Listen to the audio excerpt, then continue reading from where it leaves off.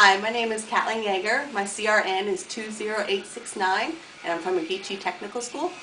And here today we have Kelsey and Bianca to read The Tortoise and the Hare.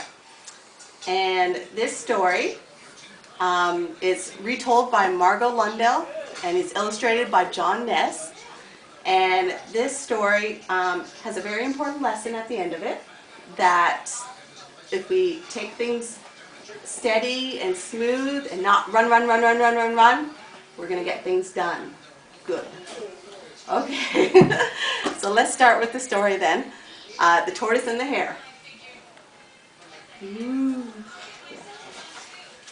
Alright, so there's the first pictures. Once there was a hare who lived in the woods. The hare thought of himself as a very clever fellow. Often the hare visited his friend the tortoise. He liked to tell his friend how clever he was. What's a tortoise? What's another name for a tortoise? Turtle. Awesome, you're right, it's a turtle. One day the hare came to the tortoise's house to show off 5 plump turnips that he had taken from the farmer's garden. "How smart of me," said the hare, "to find such turnips." The next day, the hare spent half the afternoon looking at himself in the stream. "What fine ears I have," said the hare. "How handsome am I?" Is he handsome? Do you think so? No. On the following day, the hare told the tortoise that he had run away from the farmer that very morning. "I am surely the fastest runner there is," he bragged. At last the tortoise had heard enough boasting. "I know you can run very fast," she said, "but I could beat you in the race." Bianca, which one do you think would be faster? The tortoise or the hare? The tortoise. Have you heard this story? Okay, we'll see. Okay, let's see. You know, okay. The hare laughed and danced about on his fine, strong legs. "You, the slowpoke," he said, "you think you can beat me? Nonsense." "Believe what you will," said the tortoise, "but tomorrow we shall race each other all the way to the top of the far hill." What do you think they're going to do? They're gonna make a party. Make a party? What does he think this says? Party. Party. Good try. What do you think? We're gonna have a race. They're going to have a race. Let's see who wins. The next day, everyone gathered to watch the race. No one thought the tortoise could win. But the owl, who was the judge, simply said, "We shall see." That's the owl.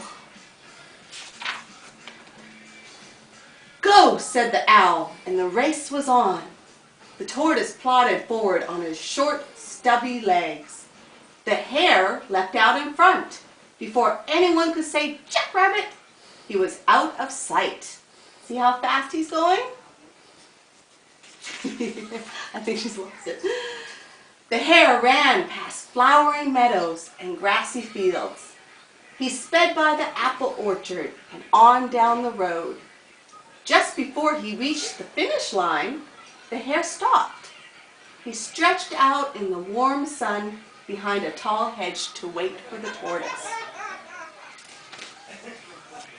The tortoise kept up her slow, steady pace. She passed the flowering meadows and grassy fields. She reached the apple orchard and kept going. At last the tortoise neared the finish line. But she wondered, where is the hare? He was fast asleep behind the hedge. "Hooray!" shouted the crowd as the tortoise finished the race. The hare awoke with a start. He couldn't believe his eyes. The tortoise was taking a bow. So who won the race? The tortoise. That's right. "I was here hours ago, said the hare. I fell asleep behind the hedge. But I crossed the finish line ahead of you, said the tortoise. True, true, said the judge. The tortoise is the winner. The owl had something else to add.